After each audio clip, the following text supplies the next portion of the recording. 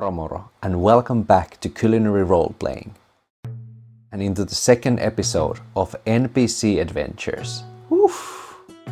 I have been so busy with the other projects with my Mythic GME tutorial that it is so fun to just jump back into actually playing some solo RPGs, because this is what it's all about. Enjoying some solo adventure and hopefully making some interesting stories and content for you guys. I've been also reading your comments. Thank you for the positive feedback, and I'm still open for you to share your ideas at any point of the adventure. Like if you feel like that some episode you get some nice idea how we could add into the world of Mid, into the land of Mid. So yeah, if you have any ideas of any like factions or possible cities or some legends, please write them down in the comments. So in the last episode, Bob finally started his adventure and arrived into the Morgansfort, our first place of adventure. And by the looks of it, things were already happening, and there were multiple different quests and interesting rumors and events happening. We already know that the tavern keeper's wife Liana is missing. We also know that there is this kind of lord of bandits and this group of bandits that have been affecting, terrorizing maybe even, and now also kidnapped Liana. There were also one extra adventure in the notice board, or some kind of quest poster that we didn't even check out yet. So a lot of different things already happening. So what we did last time, we bought the best equipment that money could buy for Bob. Hopefully he doesn't die. And we just took our time within the fort, introduced ourselves into different folks over there. And now Bob is waking up at the inn of Ironhelm, I think was the name of the inn. Yeah, Ironhelm Inn. Oh my god, Ironhelm Inn, and is starting the second day of his adventure. Between episodes, I did a little bit of modifications of the stuff that we are gonna use today. I decided to upgrade our Oracle into Mythic Oracle. And I wanted to do this because we already had like multiple interesting threads going on with the quest board and with the kidnapping of Liana and with the wanted poster of the Lord of Bandits. So there was like already so many interesting NPCs, so many interesting threads. I decided to go with Mythic so it's easier for us to like keep things in check for the most part, and also like give us a little bit more open-ended variations for things. So here I have gathered all the things that are going on right now, and I also decided to put some chaos into our gameplay by introducing the chaos factor idea. So we shall roll that before we start our next scene. And also, because in OSR games, strict timetables has to be kept, I decided to take Old School Essentials dungeon time tracker to use as a like very rough estimation on what time it is during the day and if there is like any light. Because even though we wouldn't be delving into dungeons all of the time, it's gonna be dark even outside, and then we must use our torches if we want to see anything while we travel. So I know normally you would probably use this from left to right and go row by row, but I decided to use it as a column just because there is 6 hours, like one bar is 6 hours and one box is basically 10 minutes, and there are 6 bars in every column, so it's easier to divide the day in 4 columns rather than having these 4-hour rows. So here we can see what time is it while we travel and how much time it takes to travel from one place to another, and that also will determine when we have to eat and when we have to use torches. So we can start by being here. We could now just say that this is 7 in the morning. The first hour of the day is 7 a.m. And that is, what time is it right now when we will wake up? So before anything else, we shall roll d10 to determine if a random event will occur. Our chaos factor as of now is 4 because I took into account our first episode where Bob just arrived to the Morgansfort and introduced himself to different people and basically got everything that he intended, so it was only fair and reasonable to turn the chaos factor down to 4. Let's see if something interesting happens. 2! It will! Here we go, guys. Here we go. Even an interrupt, so random event will occur. Cool, cool, cool, cool. Let's see. Random event focus table. So early in the morning, we are just waking up. Bob is still in his very fancy inn room, taking his time and just barely opening his eyes, and then something happens. 0-1. Remote event.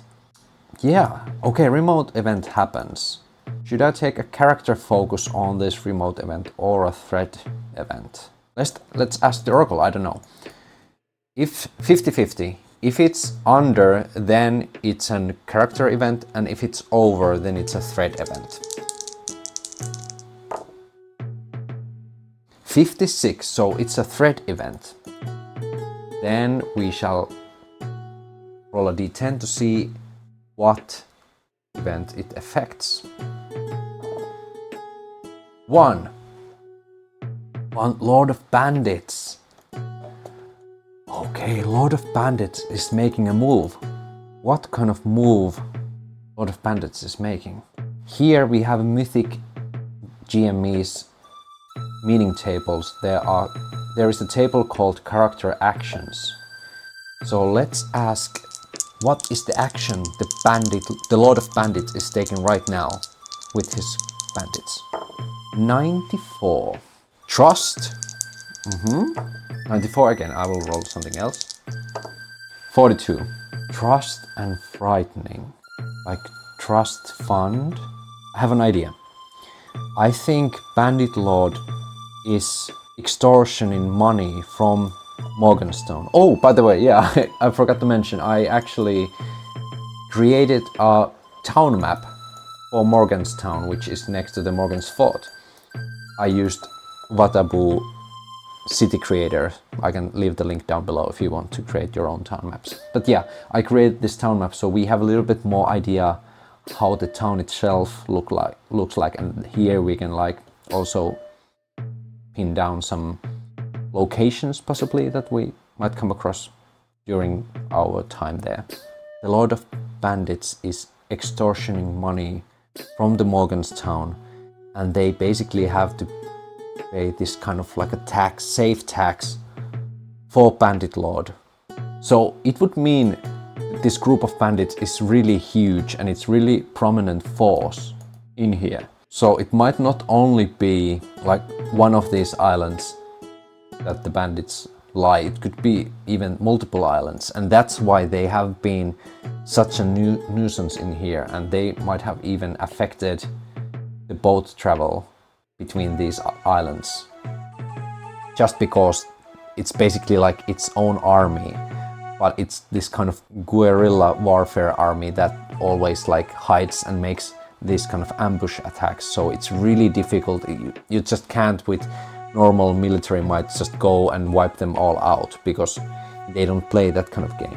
But it's also really impressive that the Lord of Bandits has created this kind of hierarchy within these cutthroats and all these different people, that they all follow the same leader basically. So how this affects Bob right now, I think Bob will hear like this Morgansfort are like alarm bells just clanging like ding, ding, ding, and this is basically where Bob like wakes up and is like, oh, what is the meaning of this? And just starts to like shakingly put his clothes on and just like leaves still like most of his stuff upstairs, runs down from the inn into the Morgansfort's like this opening. And I feel like there are a few other people that have gathered around there, and they are all basically like kind of nervous, of course, because alarm bells are ringing. But I don't think this is unheard of event. When they have been gathered into the center for a little while, I think one of the guards comes to like explain the situation to the citizens of Morgansfort and just say to all the people, there's nothing to worry about right now. It's just the bandit. I think I had a name for the group of bandits. The bandits of the Old Isles. It's just that the bandits of the Old Isles are again at Morganstown extortioning money from the people. So we have to keep our defenses up that they don't get any funny ideas. Please understand, stay at your homes until otherwise noted. And I think this will just create some a little grumbling and mumbling among the people. Of course they are not happy about it. And some people are like, oh, it's the third time this year. It's getting ridiculous. And there are like a lot of talks about it. The idea for Bob is really like sinking in that this is a major threat in here. And it will not be easy for him to just walk into this bandits camp and release Liana just like that. And there are like actively people trying to find her anyway. So he should definitely keep his eyes open, but maybe not making this his sole mission right now. It might be a little bit over him right now. He would need an army, like effectively. Bob is probably wondering to himself like, there has to be something else that I can do.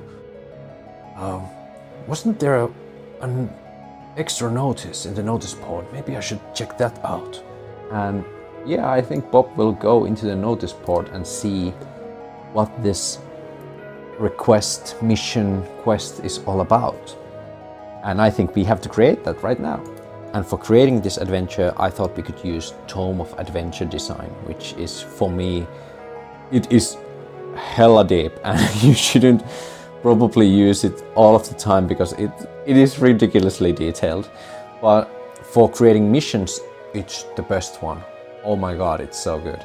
So I thought that we could see what kind of mission is available through creating a mission from Tome of Adventure Design. So let's see. Type of mission. 43. So the type of mission is based on item. Interesting. And then we go into the item-based mission table and we roll twice. 69. Retake or repossess. Okay. So somebody has probably stole something. 75. Statue or idol. Portable. Okay, so somebody has taken something from church maybe. Okay, do we want something more? I think we can figure out the patron by using the resources we have. And let's not, I don't think we need a target. So, now we know. Was there even a church in the Chapel of Saint Quirrell? Perfect. It is inside the Morgansfort as well. So Bob approaches the notice board and sees this poster that says "Help Wanted." An idol has been lost or stolen from the Chapel of Saint Quirrell. Whoever returns the idol will be rewarded with blessings and monetary compensation. Sincerely, and let's see who is running Saint Chapel. Who is running the Chapel of Saint Quirrell? 15. Okay. This chapel is attended to by Father Thelbain, a 6th level cleric of the Church of Ta. Okay, so we know that the idol is the idol of Ptah. He is assisted by 3 first-level clerics named Barris, Gerard and Melian. The chapel is outfitted in the typically plain style of the reformers, but the woodwork is highly polished and the floors are beautifully inlaid due to a large donation by a previous group of adventurers. Interesting. Father Thelbain will not go on adventures, so his statistics are not given here. He will cast spells on behalf of his parishioners for free, and for adventurers in return offer substantial charitable donations. Of course, that's how you run a business, am I right? So I think this poster was from Father Thelbain personally. So let's add Father Thelbain into the characters list. And now we can also update the notice board. And for now I will delete this because I don't think there is any extra notices right now. There haven't been any new developments lately. So Bob returns to the inn and goes back upstairs to get himself ready. And he looks at the paper and thinks to himself like, well, this can be definitely something that I could start my adventuring with. Maybe I should introduce myself to Father Thelbain and see what this missing idol is all about. When did it happen and all that kind of stuff. So let's say we give Bob an hour time to get himself ready. Maybe, I think he will eat something within the inn, some basic breakfast, so he doesn't have to think about food for the time being. It was the poor meal, 5 copper pieces. That's delightful. Let's say there was like the decent meal which costs 1 silver. I think Lauren had some better ingredients this morning, so it's a little bit more serviceable today. Bob has packed everything. He thanks Lauren and probably says to him, "Oh, thank you for your hospitality and all the advice you have given me. And I also promise to keep my eye out for Liana. If there is any developments, I will let you know." And Lauren probably seems really grim still, and now starts to look like that he hasn't like slept in a long time, like properly. He's really nervous and stressed out, understandably so. And he probably says something like, "Oh, thank you and good luck with everything." Bob leaves the inn and now goes into the church, and I think there might be some kind of morning ceremony starting out. Just out of curiosity, Bob will attend this ceremony.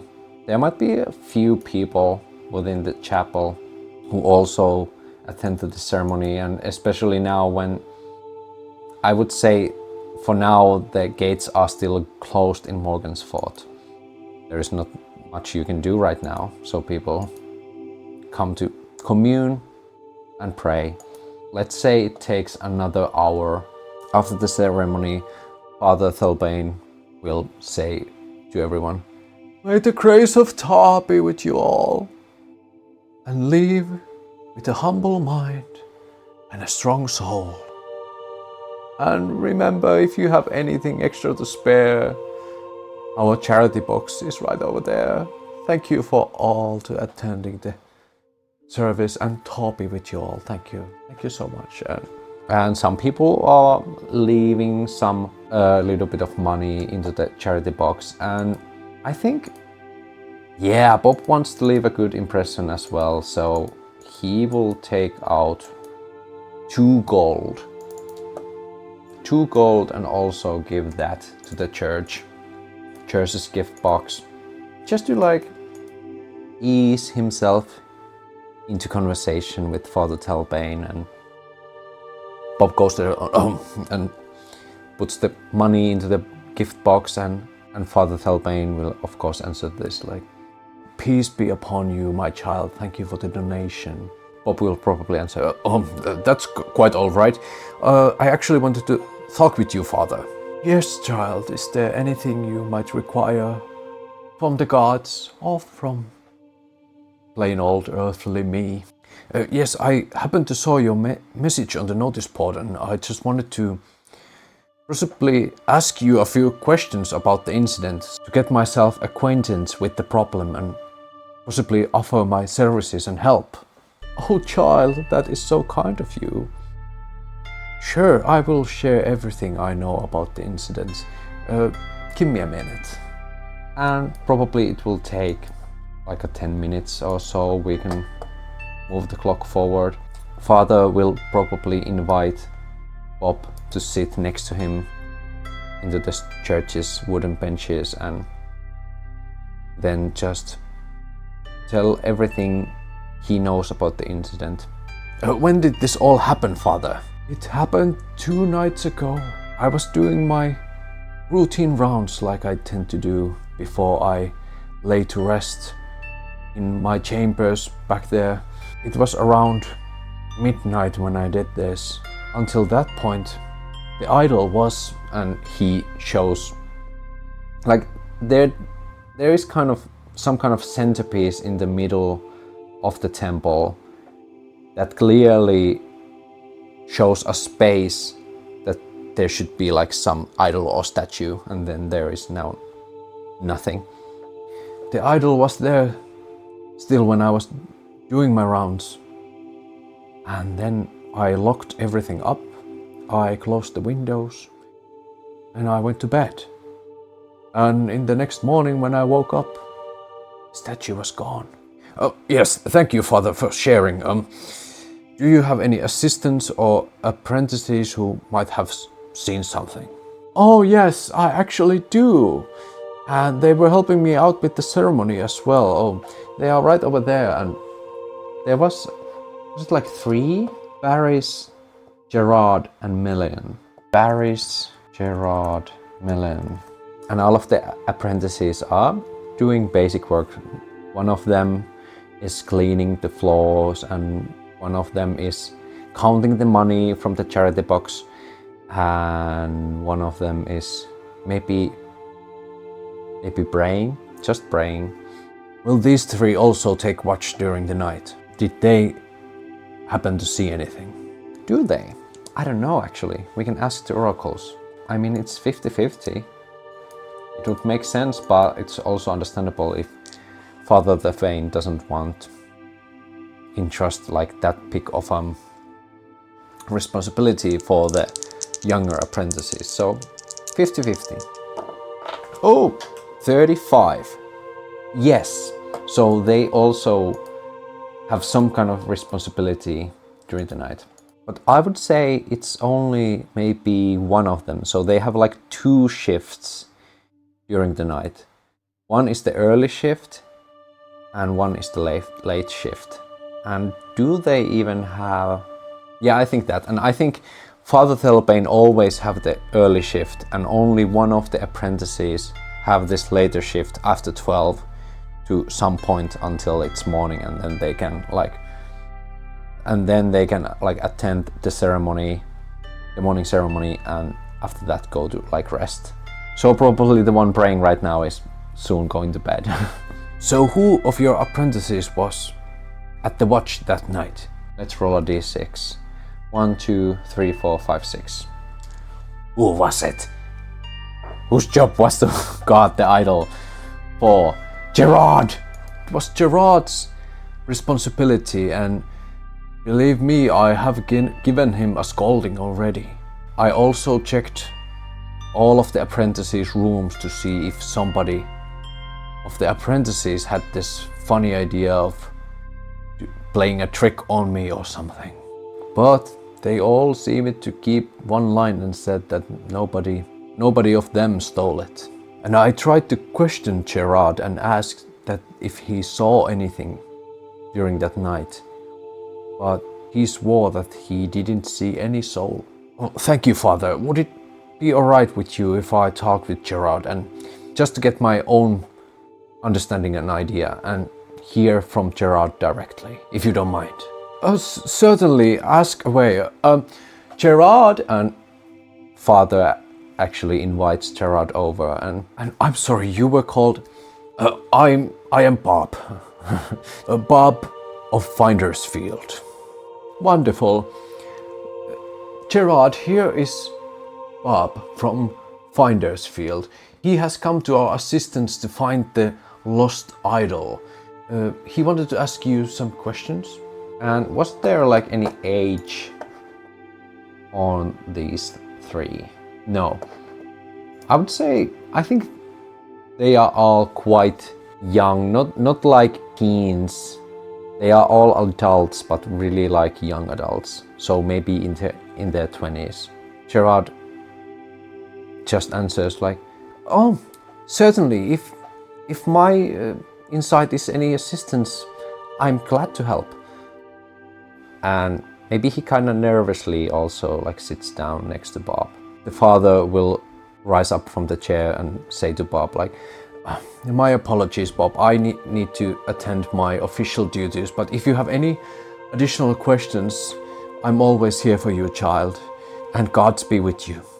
Yes, Father, of course, I will contact you when there is any additional information. Father leaves, and now we have Gerard with us. Let's roll from the table to see what kind of personality Gerard has. 13. Casual. Alright. And 31. 13 and 31. Familiar. Okay. So Gerard is casual and familiar. So he's quite easy to talk with. He seems like an honest lad. He sits down with Bob and like tells everything about the evening that happened, and seems very forthcoming with his information. Thank you for taking your time to talk with me, Gerard. If there is any detail that you might remember from that night that seemed a little bit off, that would be wonderful. And every small detail might help, so try to be as precise as you can.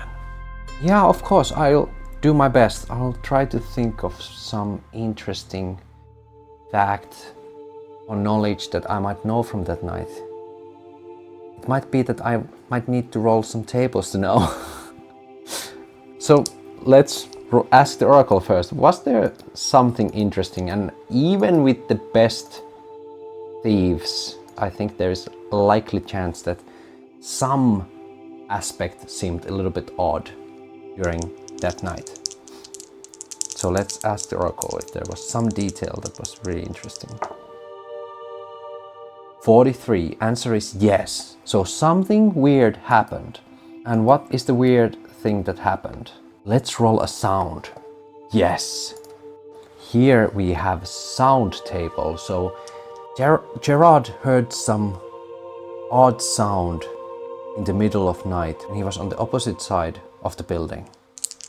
And what was that sound? 95. Water. 64. Noisy water. Noisy water.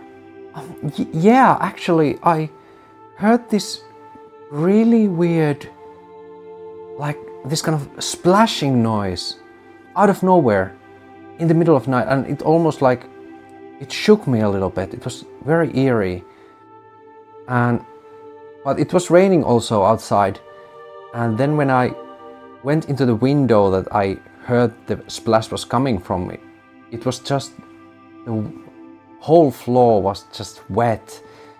But I really thought nothing of it because it was raining outside, and I thought it was just a strong wind that forced the door or forced the window open and splashed a lot of water in the middle of the temple. And it really took me a lot of energy and time to fix everything up.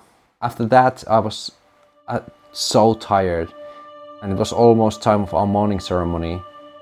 But then, when I was done with the cleaning, I just realized that the idol has been missing. And that must have been the time when this crook took the idol, when I was more focused on swiping the floor.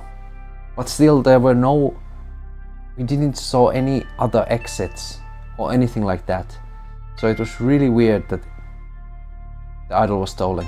Bob is really interested hearing this, and Gerard, can you walk with me? And they both stand up and they go into the middle of the ceremony hall, into the basically like the frame and the base where the idol should be, and they go and see it.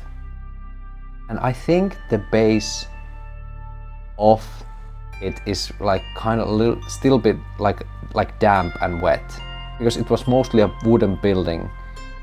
It really seems like there has been like a huge water source has been like damping and watering basically the this altar that the idol has been standing in.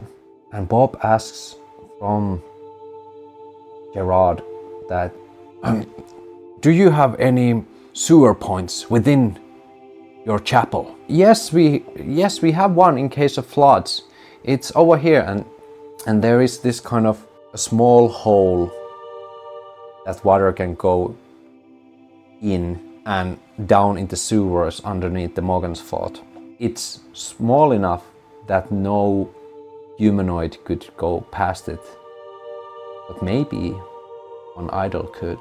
Bob is really thinking about this. It seems like I have to start my search of the idol from the sewers. I should probably prepare myself. Gerard, thank you for your time. I have few ideas the whereabouts of the idol, but I don't want to get any of your hopes up just yet. So I will conduct my research and come back to you when I have any further information. Thank you for your time so far. And I think Gerard is just like, oh, that's fine. Yeah, thank you. And good luck with your search. I think Bob leaves the chapel and goes back into the town square of the fort. And as we can see, there is this well. And it seems like a well that is it gated or locked? Let's roll for it. Because it is inside a fort and there is not that many people. I would say it's unlikely that it's locked. Unlikely, let's see. 39. That means no. So there is no locks or gates within the well.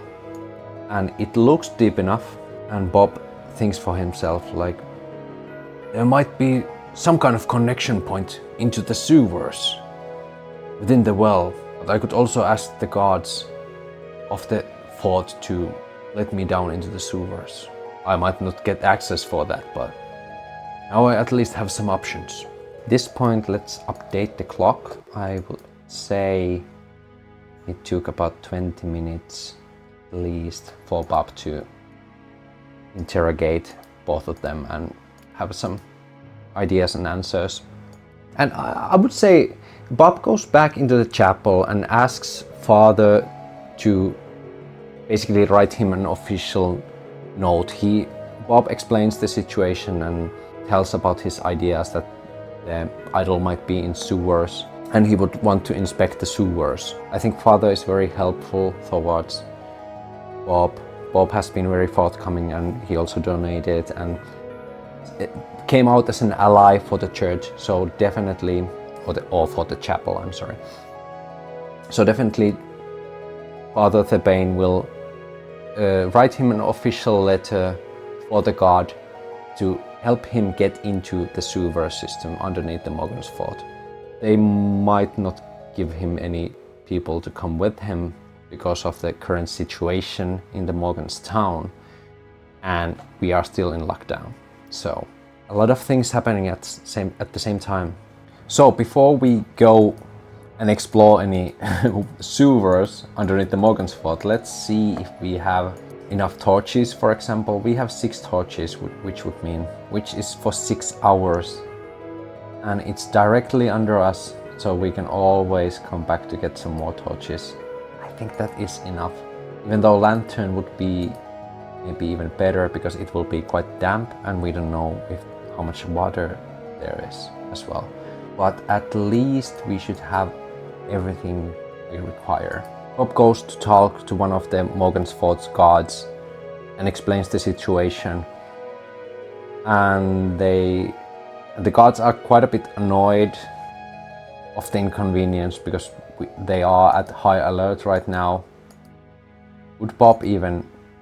Yeah, I think Bob will give one of the guards maybe like 1 gold to like smooth things out just a little bit, to help the guard just cooperate and see, like, as you can see, I am in official business. I have a letter from Father Thelbain to go explore the sewers. And I think the guard will say, fine, but listen here. We are at high alert. I have to keep the sewers gate closed at all times. So what we will do, I will open the gates for you. And then I will continue my shift. Then after you have gone through the gate, I will again close the gate and lock it up behind you. Then I will go and do my shift like I always do. And after my shift, I will come back and get you out. If you're not there, too bad, I will go back to bed. I might even come to check up on you the next day. But if you're not there after that, then I just assume you're dead. We haven't been in those sewers for the longest time, so we don't know what awaits you there. So consider you've been warned. I accept the terms. Could I leave immediately? The guard is probably like, yeah, sure, it's your funeral. And let's see if there is like an... I don't think there is like official sewers within Morgansfort's stuff, but we can always see. I love this. Morgansfort book actually has a note. If you wish to add tunnels beneath the Morgansfort as described on page 8, this tower might be a good location for a secret stairway down to them.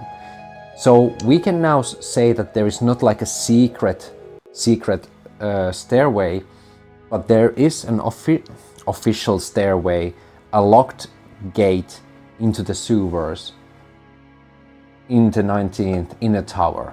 So even the book was like, oh, if you want to have tunnels underneath the Morgansfort, that's fine. So now we can actually create some kind of underneath sewer tunnels that are like old and people haven't actually been using them for the longest time. So we actually go, the guard leads Bob to the inner Baron's Keep's like inner yard, where he quickly takes Bob into the inner tower. And as stated, within the inner tower there are stairs that go high up, and then there is basically like this there's like this official like wooden door that is locked. That door is first opened up. After the wooden door there is like this round, like this kind of smaller hall room that basically already you can feel the dampness coming underneath the fort, and there's also like this kind of very moldy smell. And then in that hall there is also a barred gate basically, which is like this see-through gate, which is also heavily locked. And there you can barely, because it starts to be very dark, you can see stairs leading down into the sewers. And the guard says to Bob, okay, my shift will end at 7 in the evening, so I will try to get you then. And try not to be late. And Bob just probably answers that, will do, thank you for your help. And starts to light up his first torch. And like I said, be careful in there. And for other people who this is supposed to be a scary warning, for Bob this is definitely a moment where he starts to grin a little bit. And he just thinks to himself, so this is how my adventure really begins. And I think that this is a great place to end today's episode. I know it's such a cliffhanger, but I really feel like this is a perfect moment to end the scene as well. So today's scene definitely was Bob begins his investigation for the missing idol of Ptah. And I think our chaos factor goes down even further, because definitely Bob got what he intended. He intended to find out what was the notice board all about. He accepted the quest and he already got some ideas where to find this idol. And let's add additional thread, Morgansfort lockdown. This is definitely something that is happening right now. And this is definitely a great place to continue our journey next time. It seems like I need to figure out how we are gonna delve into this sewer system. Maybe I'll take some ready sewer dungeon crawl adventure, or we can think about some kind of random generator or something like that. I will think about that, and you can also leave comments down below. How do you think we should go with this? So if you have any inspiration ideas or even like a ready dungeon, feel free to comment down below and send it on my way. I will definitely at least check it out. Thank you for being here again. I enjoy this adventure very much. And if you do too, remember to subscribe to the channel so you don't miss out the next episode of NPC Adventures. That was all from me today. Now it's moro moro, and I hope I see you next time.